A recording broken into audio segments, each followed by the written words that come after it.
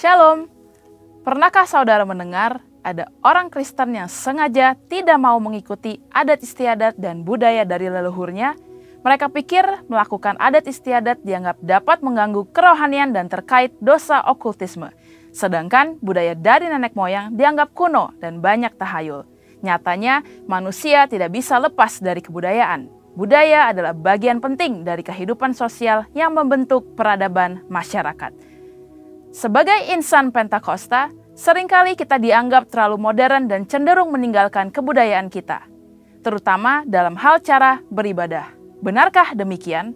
Lantas, bagaimana kita harus menyikapi kebudayaan dalam kehidupan kita sehari-hari? Dalam Voice of Pentecost kali ini, kita akan belajar mengenai bagaimana Tuhan Yesus menyikapi kebudayaan dalam kehidupan dan pelayanannya. Dari situ, kita akan mengerti bahwa kita sebagai orang percaya hidup dalam kebudayaan di kehidupan sehari-hari. Hal yang pertama adalah Yesus tidak anti budaya. Kita tahu bahwa Yesus dilahirkan ke dunia sebagai orang Yahudi dan dibesarkan dengan didikan Yahudi. Misalnya, ketika umur 12 tahun, Yesus selain pergi ke Bait Allah sebagai salah satu ketaatan akan firman Tuhan, ia juga melakukan hal tersebut karena bagian dari melaksanakan kebudayaan Yahudi sebagai son of the law, yaitu kebiasaan orang Yahudi di mana laki-laki yang telah menginjak umur 12-13 tahun memiliki kewajiban untuk mengikuti kelas-kelas kerohanian di sinagoga pada hari Sabat. Ia membaca firman Tuhan dengan posisi berdiri dan tidak duduk seperti kebudayaan Yahudi saat membacakan nats firman Tuhan. Hal-hal tersebut menunjukkan bahwa kita sebagai orang Kristen tidak perlu menghindari atau anti kepada suatu kebudayaan di mana kita berada. Justru dalam budaya tersebut mungkin terdapat nilai-nilai yang dapat membangun karakter seseorang seperti sopan santun dan bersikap baik di dalam masyarakat. Di sisi lain, orang yang tidak berbudaya dapat dianggap aneh dan sulit untuk diterima dalam suatu komunitas. Hal yang kedua, Tuhan Yesus menggunakan jalur budaya dalam menyampaikan firman Tuhan dan memberitakan Injil. Dalam pengajarannya, seringkali Yesus memakai latar kebudayaan Yahudi. Sebagai contoh, perumpamaan tentang 5 gadis bijak dan 5 gadis bodoh menunjukkan satu setting pernikahan dalam budaya Yahudi. Aplikasi dari ajaran Tuhan Yesus ini mengajarkan supaya orang percaya memiliki sikap berjaga-jaga dalam menanti kedatangan Tuhan sebagai mempelai pria. Hal ini membuat firman Tuhan yang Yesus ajarkan relevan dan lebih mudah dipahami oleh kehidupan kebudayaan Yahudi. Hal ini juga diajarkan oleh Rasul Paulus. Dalam 1 Korintus 9 ayat 19-23 dituliskan bagaimana Paulus ketika bersama dengan orang Yahudi, ia bersikap seperti orang Yahudi. Di sisi lain, di hadapan orang non-Yahudi, ia bersikap atau berbudaya seperti orang bukan Yahudi.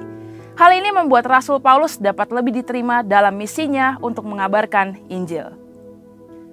Nah, itu kan dulu pada zaman Alkitab. Bagaimana dengan sekarang?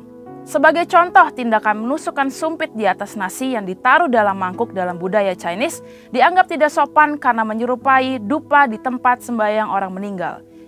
Sekalipun kita tidak percaya bahwa tindakan tersebut dapat mendatangkan kesialan, namun menjaga sikap dan perilaku sesuai budaya akan memudahkan kita untuk diterima dalam masyarakat dan lebih mudah untuk mengabarkan Injil kepada mereka. Bagaimana merayakan perayaan Imlek? Tidak jarang keluarga Chinese Kristen berdebat mengenai pro kontra dalam cara merayakannya, baik ditinjau dari sisi Kristen dan kebudayaan.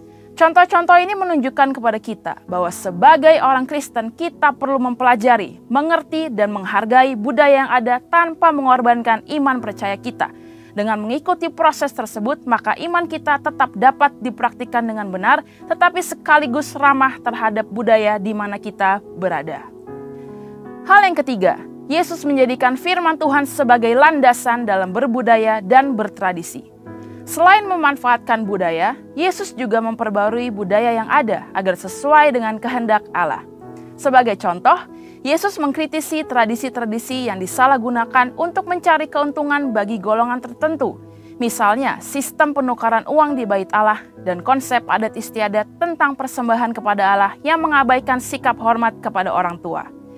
Yesus menegur orang Farisi dan ahli Taurat yang mengajarkan adat istiadat buatan manusia namun mengabaikan perintah Allah. Yesus menekankan bahwa motivasi dalam menjalankan suatu tradisi haruslah untuk memuliakan Tuhan, bukan untuk kepentingan pribadi atau golongan.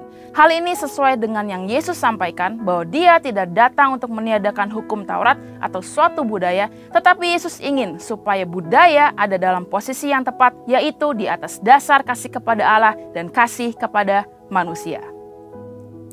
Saudara, sebagai insan Pentakosta, kita tidak anti budaya. Kita justru dipanggil menjadi agen pembaharu budaya. Untuk penjelasan lebih lengkap dari tim teologi kami, silakan buka link yang ada di atas atau scan QR code yang tersedia. Tuhan Yesus memberkati.